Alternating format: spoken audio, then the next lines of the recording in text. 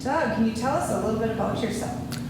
Sure. Well, first of all, I'm a follower of Jesus Christ, and that's the most important thing in my life.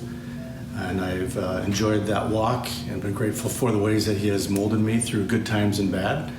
I was married for 23 years. I'm a widower now, but I'm blessed with 6 great kids, have a good relationship with them, and get a lot of joy out of the privilege of being a father.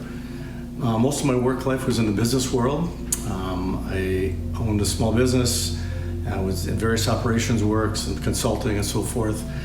But in the last 6 or 7 years, just felt drawn to work that had a different kind of an impact, particularly with faith-based nonprofits.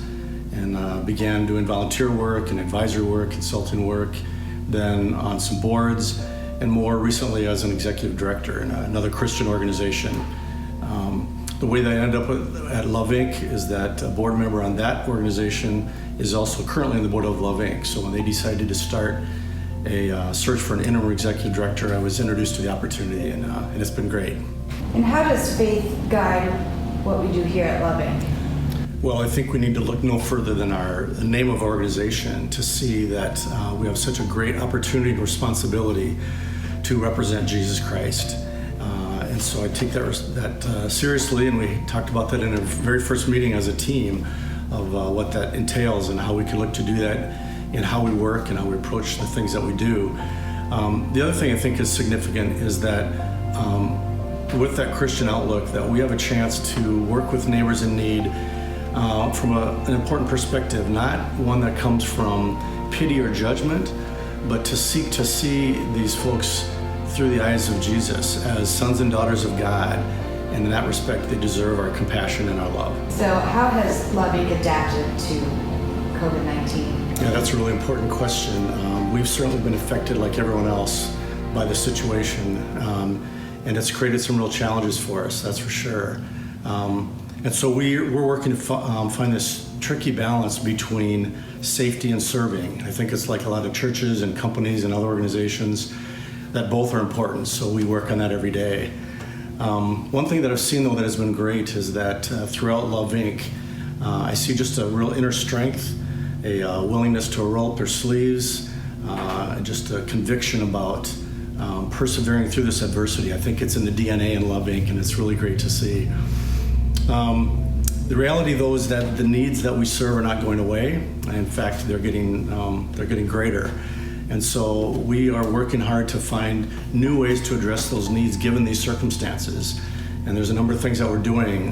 One is that we're using technology like Zoom to stay in touch with neighbors in our programs and our classes and other forms of contact. That's been real important.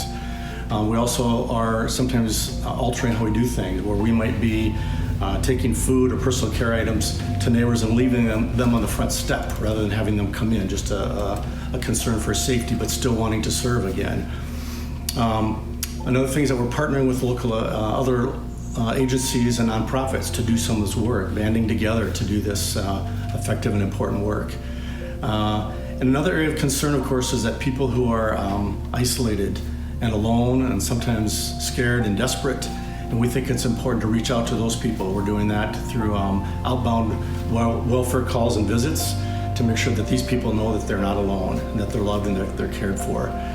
I guess maybe a final comment would be that I think in these turbulent times that churches and Christian organizations like ours have an opportunity to rise up and to really stand out and to serve and to be leaders, I guess to be beacons of hope in these storms, and to help people see that there's hope, a chance for restoration, and for us to just be a sign based on our foundation built on Christ that there's a hope for a future. So. Well, thank you, Tiffany, for hosting this event. We appreciate all your hard work and your willingness to do that. Thank you to Eric for his production and video work, and to countless others behind the scenes and in front of the cameras who helped put this event together. And to all of you who tuned in, we thank you for your interest, for your willingness to join us and to support us, whether it's through your prayers, your volunteer work, or financially. Without you, none of this is possible. So we're excited about the years ahead, and I look forward to great things, serving others and mobilizing churches, and to do the good work of love in the name of Christ. Thank you.